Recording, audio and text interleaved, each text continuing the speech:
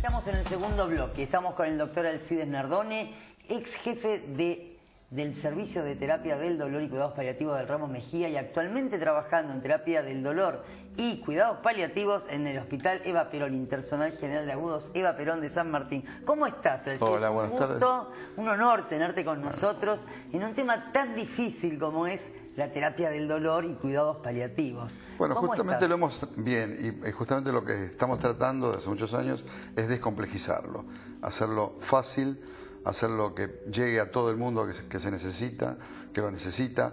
Y bueno, ¿qué significa terapia? ¿Por qué el doctor es anestesiólogo? ¿Por qué sos anestesista, anestesiólogo y se dedican a terapia del dolor? bueno, porque el anestesiólogo fundamentalmente es aquel médico que va a prevenir todo el dolor que van a producir los cirujanos o cualquier maniobra de diagnóstico o tratamiento en un paciente. Sí. Por lo tanto, desde que empezamos a estudiar la especialidad, el tema dolor es fundamental. Muy bien, entonces salimos hace bastantes años, ya más de 30, empezamos a salir del quirófano para atender a los pacientes que no tenían que operarse, pero que sí tenían un dolor complejo. Dolor complejo significa dolor de alta intensidad, dolor que no revierte con analgésicos comunes. Claro, es decir, un dolor es aquel dolor, el dolor complejo, que tratado por los mejores especialistas no tiene un beneficio de una disminución o una desaparición. Entonces ahí tenemos que utilizar otros medicamentos y otras técnicas. Bien, vos cuando tratás el dolor, ¿quiénes son los pacientes que te consultan con la mayor frecuencia? Bueno, los pacientes que nos consultan con mayor frecuencia, y voy a hablar del hospital en este caso, porque sí, justamente nos queremos referir a que somos un hospital que tenemos uno de los pocos servicios en la provincia de Buenos Aires que tiene esto. Nosotros atendemos desde el paciente oncológico hasta los pacientes que han reumatológicos, pacientes amputados, pacientes diabéticos con patologías complejas. Bueno, todo tipo de pacientes que tienen un dolor que si le preguntamos, por favor, pongámosle un número a este dolor que usted tiene, de 1 a 10 o de 0 a 10, siendo 0 o 1 nada de dolor y 10 el peor dolor que usted se acuerde. Y cuando el paciente dice que es mayor de 5, ahí es donde tenemos que entrar nosotros. y cuando dice 10, el paciente ya prácticamente no ha tenido ninguna respuesta a toda la medicación que ha tenido. No ha tenido respuesta o la intensidad del dolor si necesita otros medicamentos u otros procedimientos. Ojo, fue bien atendido, pero lo que pasa es que nosotros, en los temas de los analgésicos comunes, llamémoslo así, que son los analgésicos que todo el mundo conoce, tienen una potencia limitada.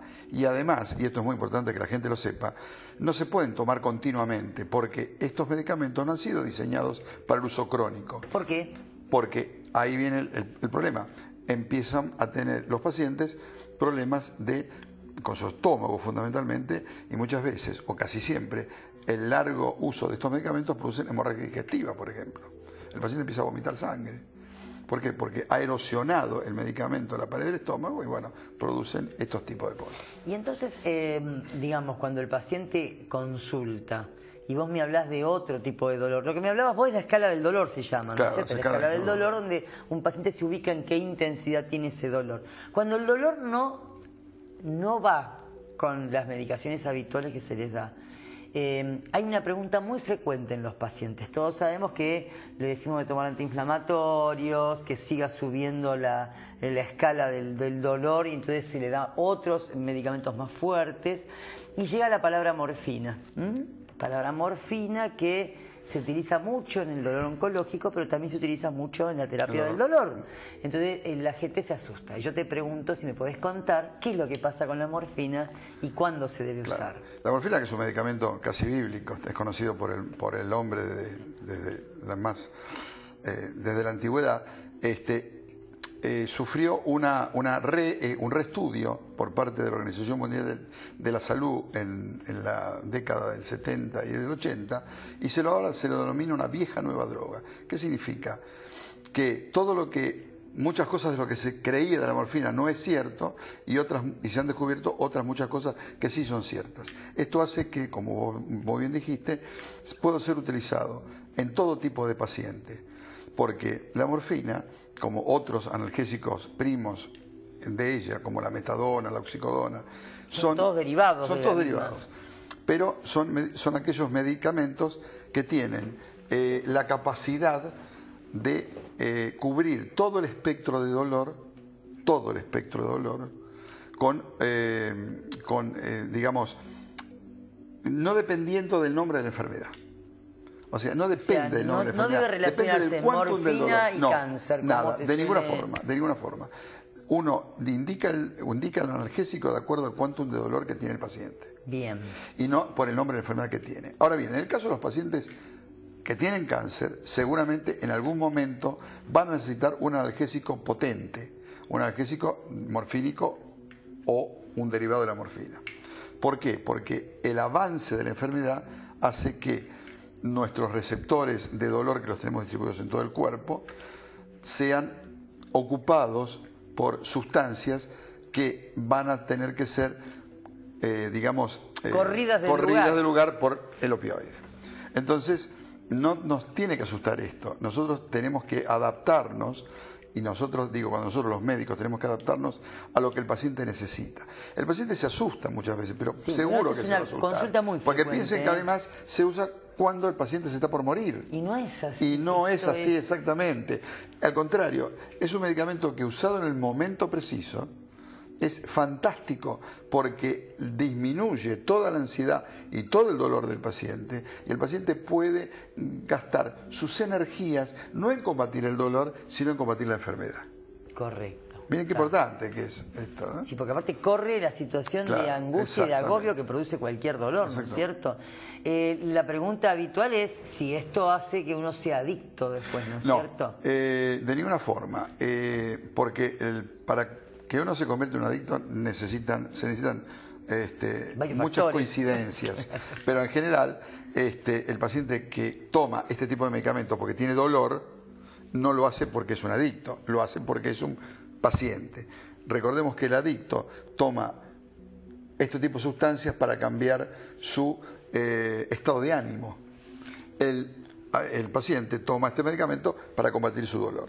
Una vez que el paciente haya terminado la causa por el cual tuvo que tomar este medicamento, uno empieza a disminuir de una manera reglada la cantidad de medicamentos hasta llevarlo a cero. Y el paciente se olvidó. Es más, muchas veces los pacientes cuando se les va el dolor, ellos mismos nos piden, doctor, por favor, yo no quiero seguir tomando más este medicamento. Y no lo toman más. Y no lo toman más, pero no lo puede cortar de golpe. ¿Qué pasa con la compra de ese medicamento? ¿Hay obras sociales? Si tuvieras obra social, sí. ¿Debe cubrirlo?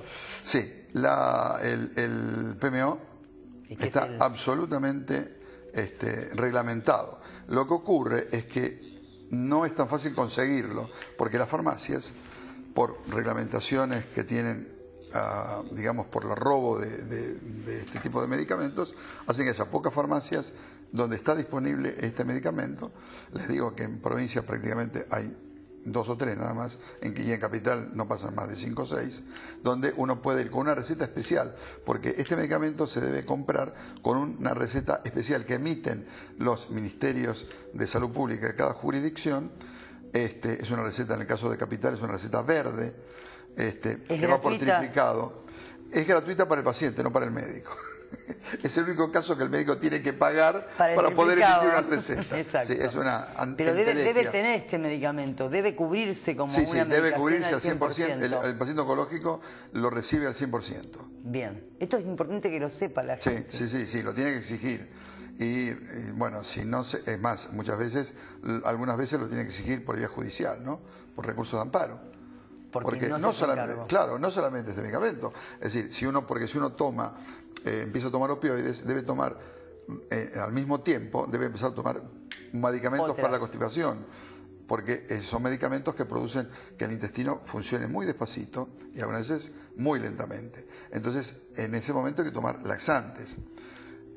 Hay que tomar otros medicamentos que se llaman adyuvantes. Bueno, esto hace una cuenta que muchas veces es importante. Entonces, si el paciente sabe que se lo tiene que dar, bueno, le tiene que dar todo el pack y no solamente el opioide.